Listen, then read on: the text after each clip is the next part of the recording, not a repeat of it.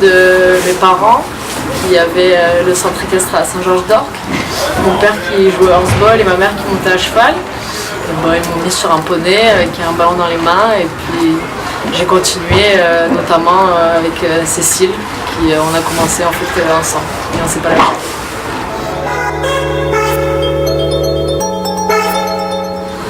Ça fait 22 ans. J'ai commencé, j'avais 4 ans. Ok. Donc mon cheval c'est Kid des Brosses, c'est un anglo-arabe. Il a 13 ans. Je l'ai acheté au centre équestre à Grance, à Jean-Marc et Sandrine Toussaint. Donc je l'ai eu, il avait des très très bonnes bases sur le plat, il jouait déjà. J'ai juste eu un peu à mettre mes boutons pour pouvoir aller en planche, défendre sur des postes bas.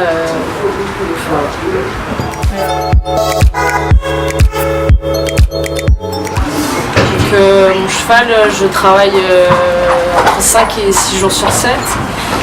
Je fais essentiellement du travail sur le plat. De temps en temps, je saute un peu pour lui faire faire autre chose, qui garde un peu le moral. Je fais un entraînement collectif par semaine et j'essaye de faire un entraînement individuel aussi par semaine. Ça fait 2 et ensuite ce qui est important je trouve c'est qu'en retour de chaque week-end je lui laisse en gros une semaine de repos tranquille. C'est comme il fait beaucoup de longs voyages.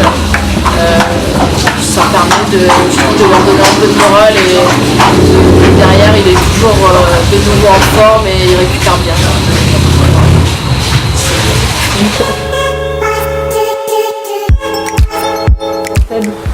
Alors pour la force de mon cheval, je dirais que c'est sa grande maniabilité et sa puissance.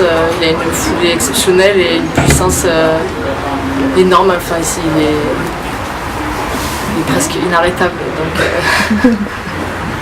les points faibles, du coup c'est un peu ça aussi, sa puissance, c'est-à-dire que faut arriver quand même à le contrôler et pour pas être dangereux et son défaut aussi c'est son émotivité. C'est un cheval très inquiet, très stressé et un rien peut vite l'énerver. Il faut arriver à gérer ça aussi.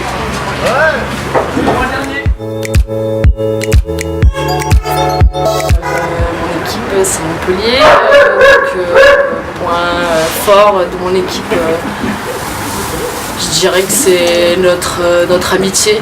On est vraiment des amis, on se connaît depuis un moment, on rigole bien tout ensemble. Après, point faible, je dirais que un peu du mal, surtout cette année, à trouver un collectif qui se met en place et une régularité surtout individuellement. Et du coup, le collectif arrive pas à être régulier aussi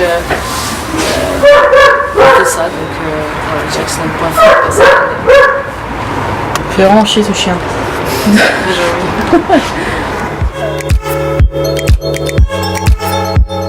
C'est pas une grande surprise parce que je savais que Raphaël allait prendre pas mal de joueuses.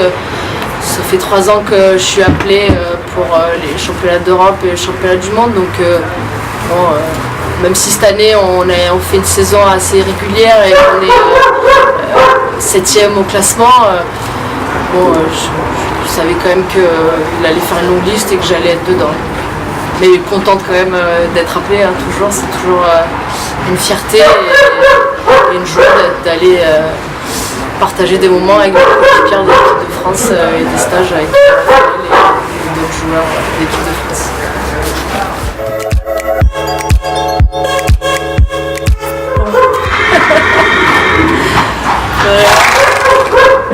Je sais pas du tout.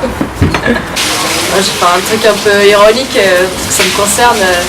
Ça tire à une main et ça se dit en valeur.